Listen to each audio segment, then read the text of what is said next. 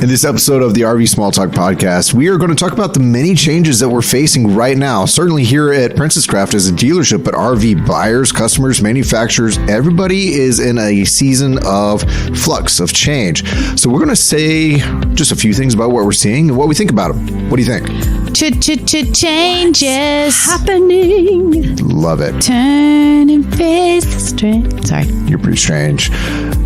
Welcome to the RV Small Talk podcast, where we talk about lightweight trailers, truck campers, and people, places, and adventures that go right along with them. We are your hosts from Princess Craft RV. I am Clint. I'm PJ. And I'm Lindsay. Thank you for joining us. Don't forget that you can check out the show notes for this episode and every other episode that we've ever put out there at rvsmalltalk.com. Join the conversation on Facebook in our community group. That is RV Small Talk Community Group on Facebook. So let's have a good time with this one. Let's dive right on in. Okay, right now, I filled up my truck this morning. Right meow. I did this morning. So not right now, like a while ago, but like a few hours ago. Yes, you filled up your truck. Okay, my truck is a 2020 F-150 with towing package and a 36-gallon tank. And how much did it cost you? I didn't fill up the whole thing. My money ran out. I put about $80 in. Well, it takes me $80 to fill up my car, but that was 2 days ago, so I bet it's more now. Well, my car holds 9 gallons. So when it cost me over $50, I was surprised. Yeah. Because that is a change. Yeah. And this is a major... Used to be $20. Yeah. What? 6 weeks ago. Yeah. And I mean, being a Miata, I mean, you could go a long time on that. I can. I'm very thankful for my gas mileage right now. Yeah, it's really nice. What is your gas mileage? I had 35-ish. Wow. Yeah. There are hybrids out there that struggle to get that. It really is a roller skate, you know? It is. Well, You can't roller skate in a buffalo herd. I'm not in a buffalo herd. Okay. Thank you very much. What is the reference on that? I-35 kind of. It's a Roger Miller song. Yeah. Oh, wow. It is Hawk's new favorite It's my song. kid's favorite song. They sing it now. Nice. Okay. I'll sing it for you later. But the punchline of it is, but you can be happy if you put your mind to it. Buckle down, wait. do it. You can be happy if you put your mind to the roller skate in the buffalo herd, because I'm not sure you'll be happy long. You No. also can't change It's what you film can't do. with a kid on your back. You can't Take a shower in a parakeet cage. Yeah, there's You lots of can't things go you can't swimming do. in a baseball pool. But you can be happy Did you if say you put your baseball mind pool? to it. That's not what he says. He says you can be happy if you've mind. If you've a mind to, you're right. Get it right Anyway, and pay if the you price. remind- All right, too. let's get back to gas here. Yes. Roger Miller, thank you. So, gas. Right now, I know the pinch, you know the pinch, and all the RVer talk right now is, what are we doing with our plans that we made? Yeah. People had trips planned, and people are starting to call those off or decide to take like half the trip versus the whole trip. Yep. Yeah, and some Yep. people are deciding, It's well, we're hearing all of that. And some people are saying, you know what, maybe I just won't buy an RV right now. That's happening a lot. Yeah. A lot of cancellations because of gas going up. And it's not.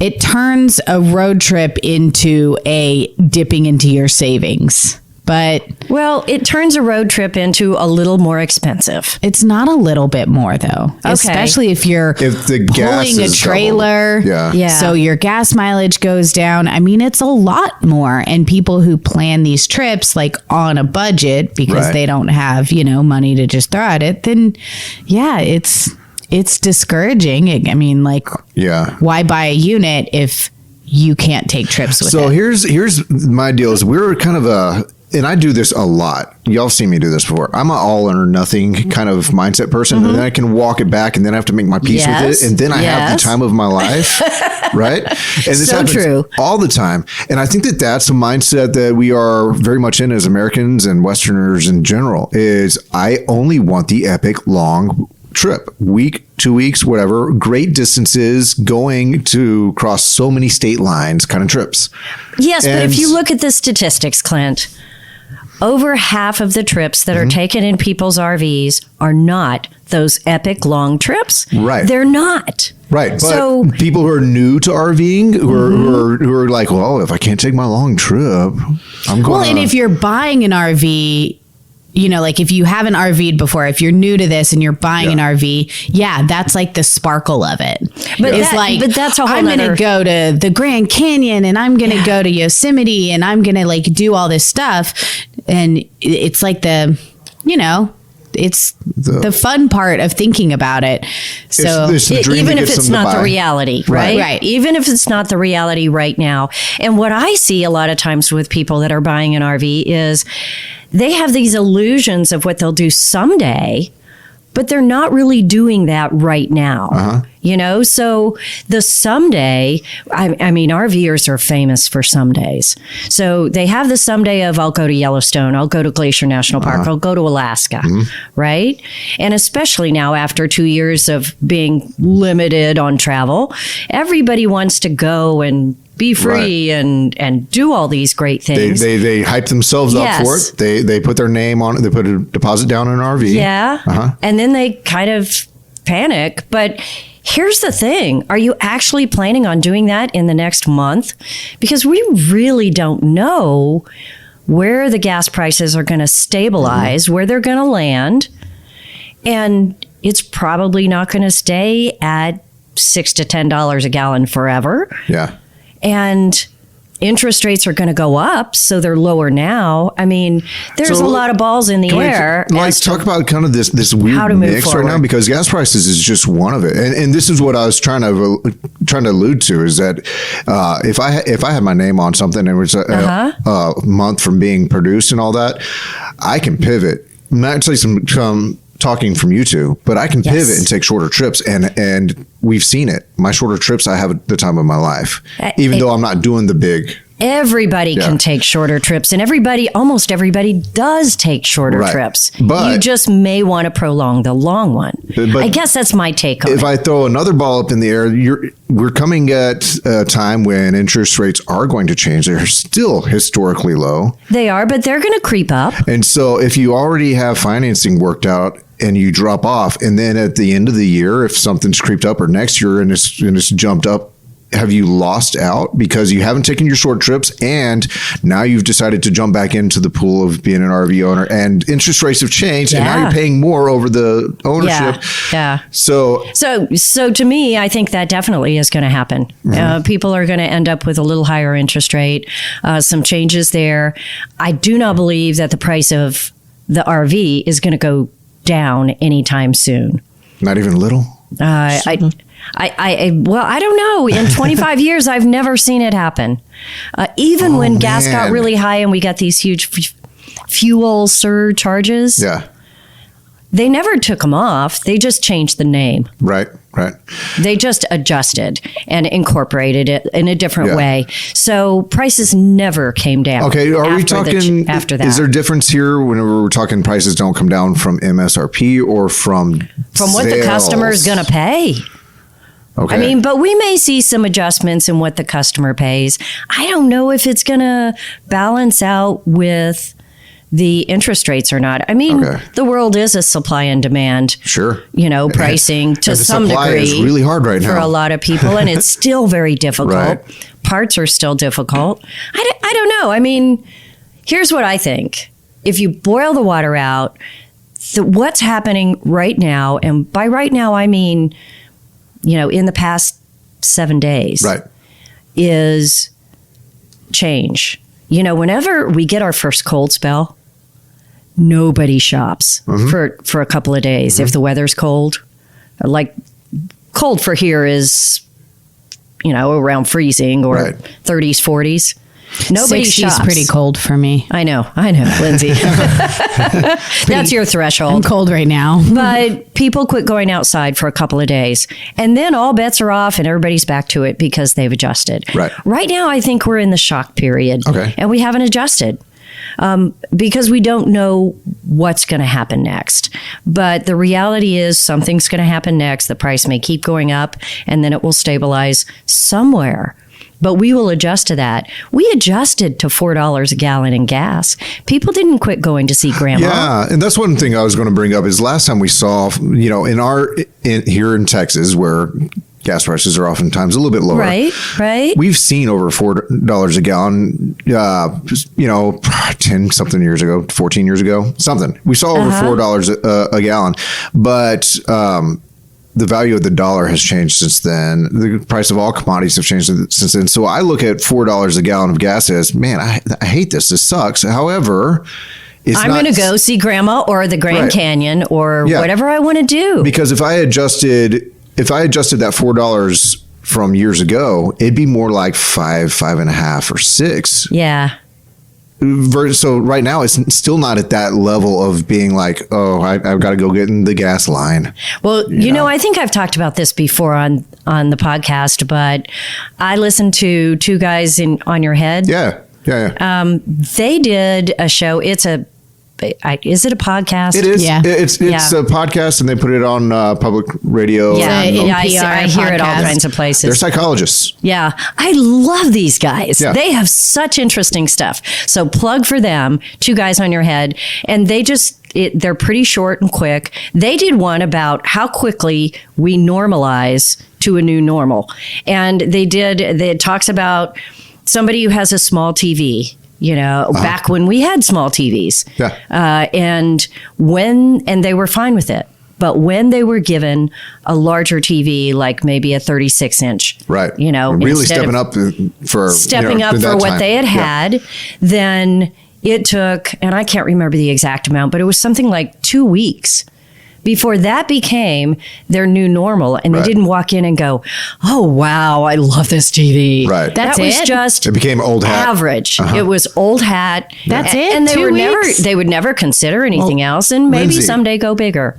How 2 quickly weeks, do you start normal. shopping for your next pair of sunglasses? Way more than 2 weeks. I think that's a nightly occurrence. I bought my She's couch like 7 years ago. I still walk in every day and I'm like, yeah, I love that couch. That thing's awesome. Well, I don't want I another hope one. that's the way it is with big purchases like RVs right. and furniture. Yeah. But- so Yeah, I guess it's different when And it's something Mongol happening dogs to that you. pick up. I love that dog. It was free and a bit. I hope you still love him, years later. But yeah, how is it different than like a TV is something that's like positive and like happy, and There's nothing positive about TV. That is not what you heard here. Do you remember when you then, first no. took off your mask and it felt so weird to be walking around without yeah. a mask on? Yeah, but Yeah.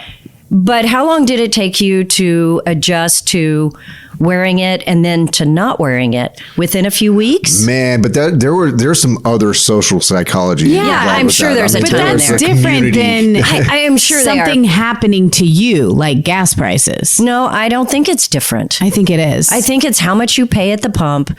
It's shocking. It is shocking. And it feels exorbitant. But if we pay $6, $7, $8 a gallon for a month and then it drops to $4, we'll be okay. Yeah. And we will adjust pretty quickly. Now, nobody's going to be happy like, oh, I'm so okay with this. Yeah. But we all remember the quote unquote good old days when it was quite cheap. I remember when bread was a nickel. I mean, but Do you? No, but that's the old joke, that grandpa says that. I do remember when gas was less than $1. We remember when we used to say, I remember when gas was like $1.99, and then all of a sudden gas was $1.99. Yeah. So crazy. So I don't know. I'm just saying we adjust. People will adjust. Sure. Hopefully the prices will normalize and we'll land somewhere better than what the projections are. But yeah, it's an uncertainty that make people stop their travel plans and stop their adventures. It isn't necessarily the action of what's happening. Okay. And I guess that's my view on this crazy.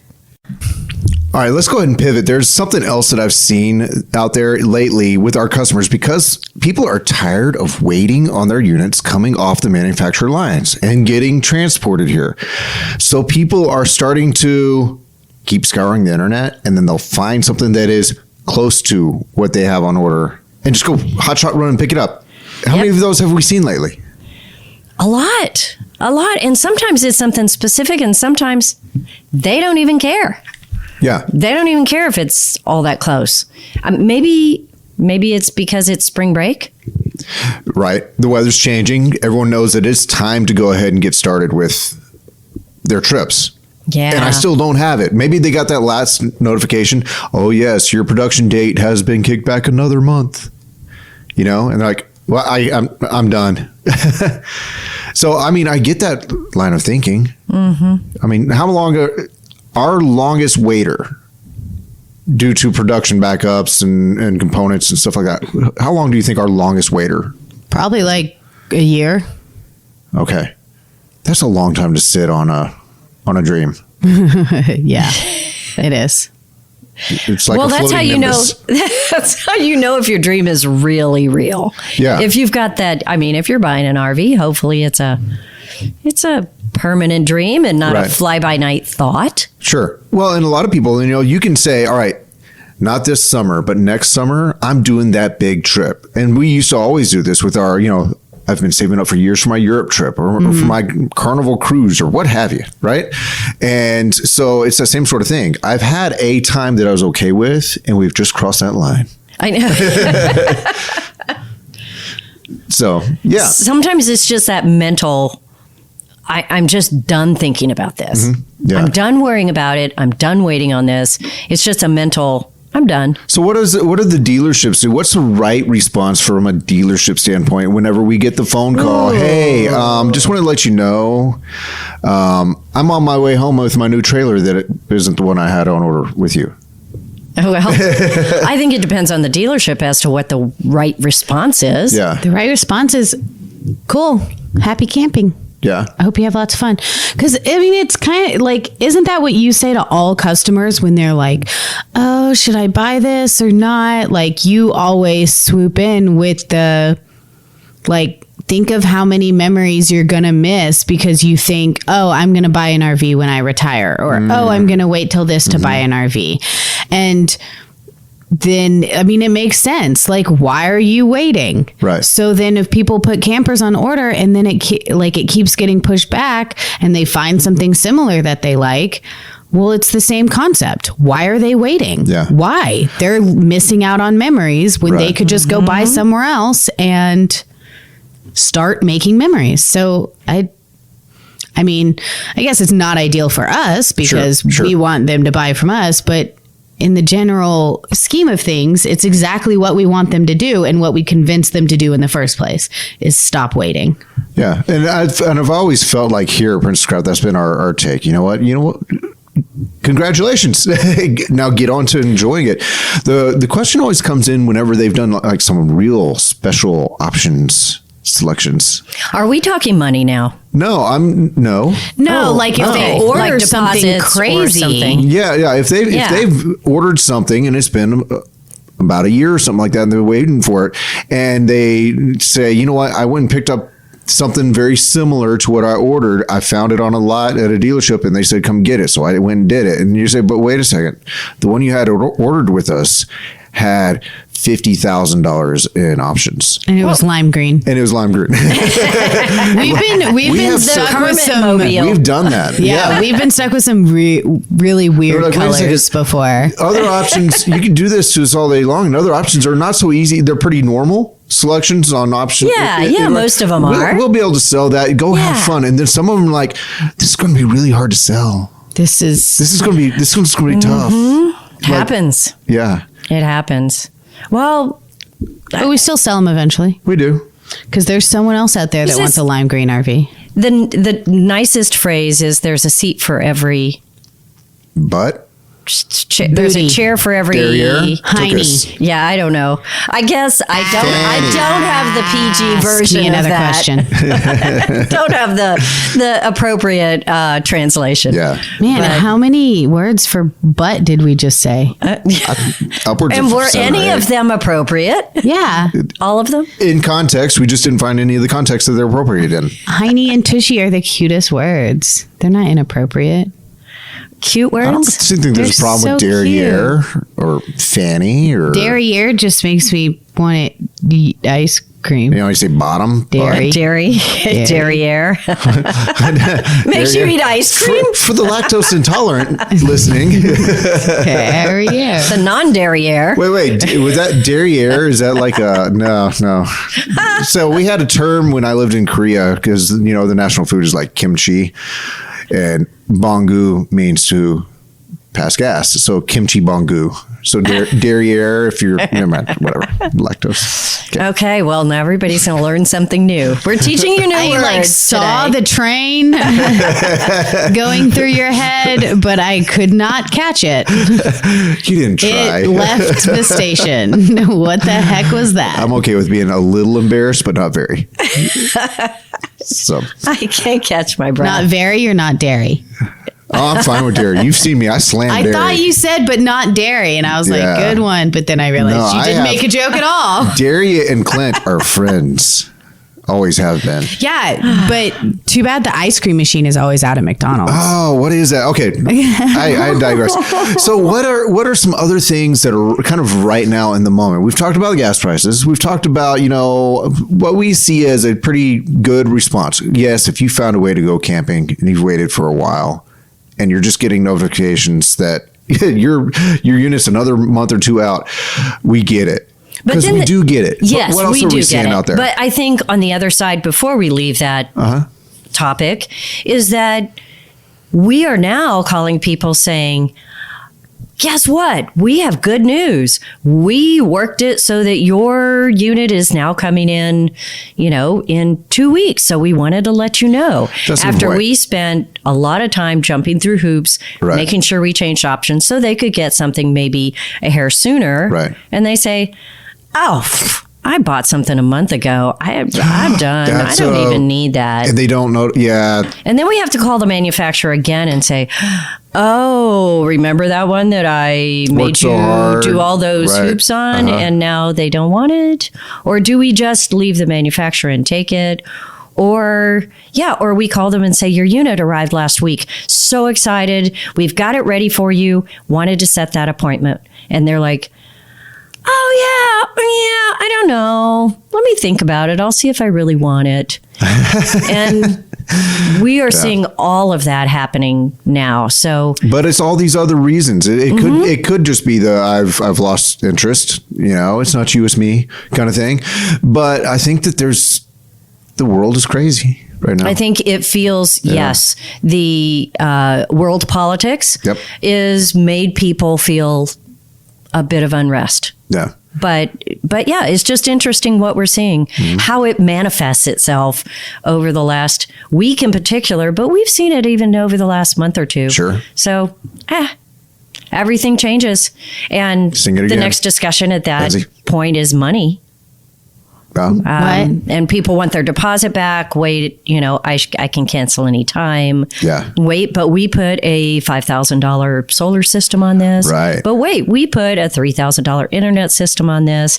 There's campers that we had $20,000 to. Right. We've got all the parts here to do the work. And they're like, no. So if we do our job right, and I'm just covering this because I think it's a piece of it, Okay. not because it's even interesting, actually. But It happens. there is a lot of talk among dealerships about, well, we're just going to keep everybody's money. They put a deposit down. Ooh, that creates a bad And- stink out there. And so that's what some dealerships do. Yeah.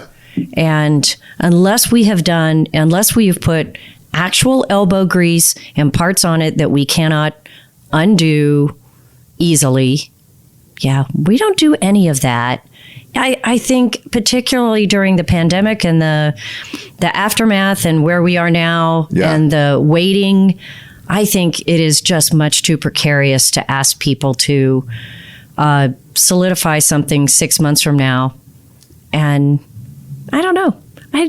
I'm okay with that. Yeah. I'm okay with that. But that is really ramping up, we've seen in the past week. So, that was a little serious, but that would be the question that I would have if I was listening. Lindsay forgot the camera's on. I know. Didn't I just don't care. She just can't sit still very long without talking. Can't keep my eyes open when you talk for that long. Sorry.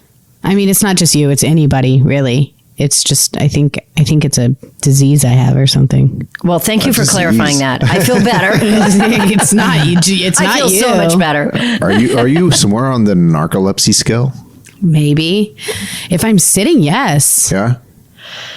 So one of my grandmothers, I think she's the fidget scale. one of my grandmothers totally had narcolepsy, and she Really? would, So yeah, she'd fall asleep in the middle of a conversation. She'd fall asleep telling you a story, and us grandkids, we thought it was great because she would start talking to us or tell us a story. She'd fall asleep, full on snoring, head down in her chair, and all that. Wake up and pick up in the middle of a word, continue her story. You are kidding. Nah. That's scary. What That if is you're like how using a awful. blender? And no, it only happened when she was in like sitting or something like that. Oh. It wasn't when crap, she, maybe I I've have never that. seen it happen. Then maybe you do have that. You know what? And come to think of it, all the times that she actually drove us grandkids around in her car and all that, no indications that I can remember of it being possible. Now, I was a little kid, Yeah. but I think it's something about some sort of how much engagement is keeping that The mind sensory Yeah. input. I don't know enough about narcolepsy to I even know know. nothing except for my grandmother But- was pretty entertaining in that respect. That's funny. That's funny. Well, we're all here. We're all awake. What else are you seeing? Anything else that has really made a turn? No, I don't think that this one's made a turn, but gosh, components and parts are still so hard for us to get to do our service center. Like it's really, really difficult for a Yeah. service center to get the stuff. Yeah. And particularly from manufacturers. Yeah. Because they want to hold on to it because they want to build units. So, I think their parts departments are overwhelmed. Sure. Just overwhelmed. So we basically, and I'm guessing probably most RV dealerships right now just have lot full of service units that are waiting. Well, remember when all the waiting. manufacturers had these huge lots of uncompleted units and they're Yes. like, we got to get these things moved. So they shipped them all out to the dealerships. And now we have lots of incomplete units. It's just outsourcing. true. It's like renting. And it's the parking same space. problem. It is. It's the exact same problem. Now it's just, they're like, it's our problem, you know not what? their Yeah, problem. you know what? And It's it your is. problem It now. is our problem because we floor these things. You know, they're basically off the books of the manufacturer once they leave their property, right? They're on our books. Not basically, they are. Yeah, so they're on our books and they're That's on how our we lot. pay them when they're That's how here. selling We pay something them. works. We pay them. Pay them the wholly. privilege to hold something that isn't finished. We do give whole payment for partial unit. But then we have gracious customers. Gotta throw this in there that show Yeah. up, take their unit, and say, "I know it's missing a shade. I know it's missing that part." You know, we had one yesterday go out without a front shade. We have one today going out without the internet system because we couldn't get all the parts in time that they wanted. Right. Yeah, we have different things every day. We have what we call we owe. We owe the customer something that goes Right. out. So then we have to have more people to manage all these things. We owe, more we parts, owe, we owe, and we then we owe, can't we get them owe, back we owe, in. we owe. I mean, that part is still out there. It Yeah. is still out there. And as we've said before, customers are less tolerant because the world feels more normal. So, In some respects, yeah. yeah. And until this week, until the past 10 days, you know, Yeah. So- And I think that what we're seeing here at the dealership is, you know, it's been a real bear of a 2 years. And so you have tired employees and service and just across the place. And then you have some new because the thing has grown. The dealership's Yeah. grown, the service department's grown. So you have fresh blood, you have tired blood, you have fresh blood, you have a little bit of turnover, and it's not just us, it's the manufacturers too.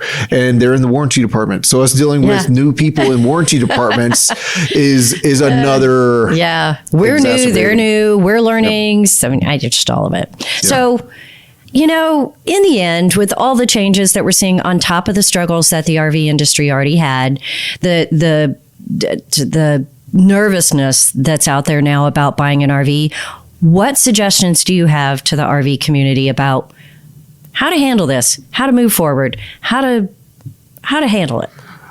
Yeah. I'd really just say take a nap. Take a nap. Take a nap. I don't know. Everything we've talked about. Take shorter trips. Be patient. The end. It's just camping.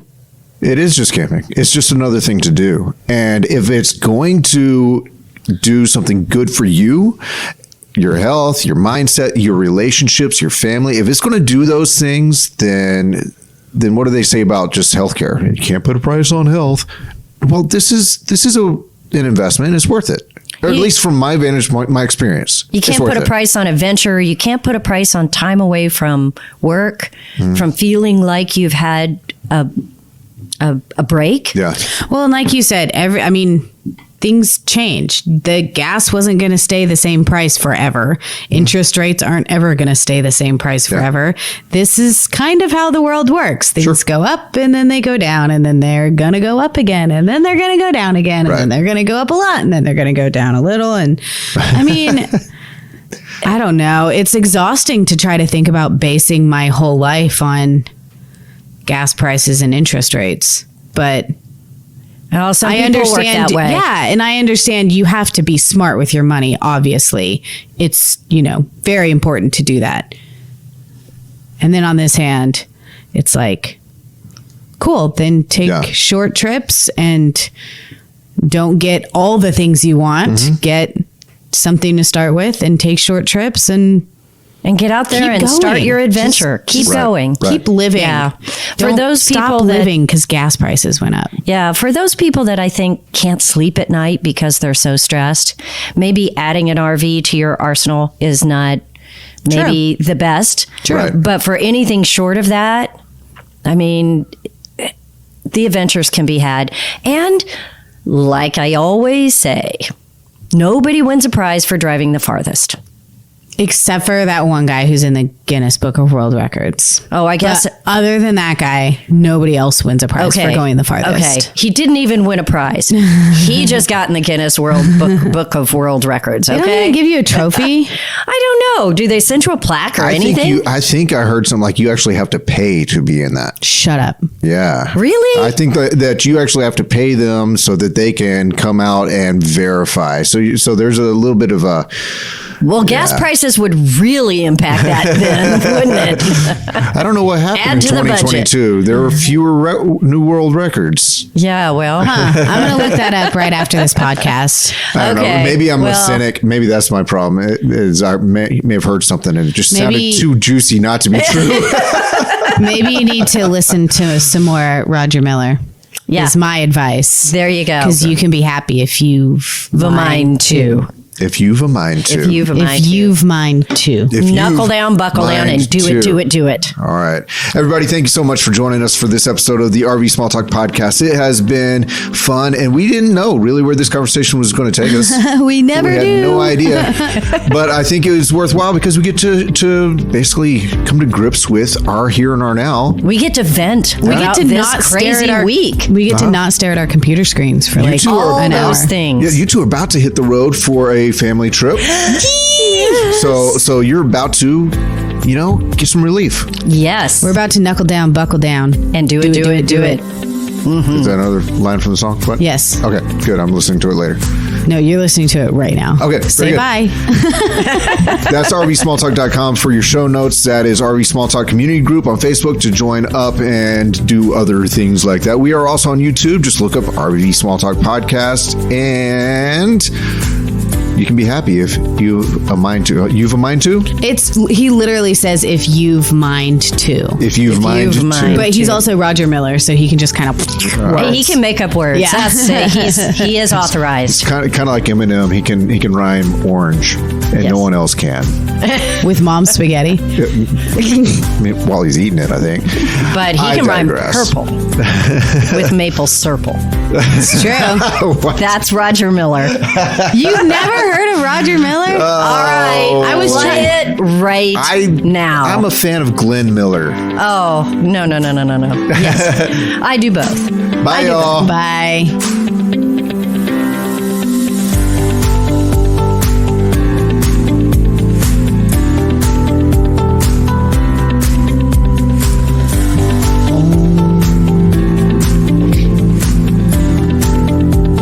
You're practicing that thing that two-tone or polyphonic singing. Weren't you practicing that? whistling and humming at the same time? Yeah. Well, I can do that. That's the only way. No, polyphonic singing. Singing 2 notes at the same time? Yes. That's impossible. Look it up. So much useless information. So like one would come from the if back conversation of your is throat, good for us, it's useful information. and then one noise would come from banter about nothing is probably. How do you make 2 different sounds? I don't know how it's done. I can't do it. How do you even do that? Yeah. That's pretty close, Not actually. like that. You're natural. Is it like beat? But can you beatbox? No. Try. Boots and pants and boots. Why does your bass drum always sound like a raspberry? Boots and pants and boots and pants and boots and pants.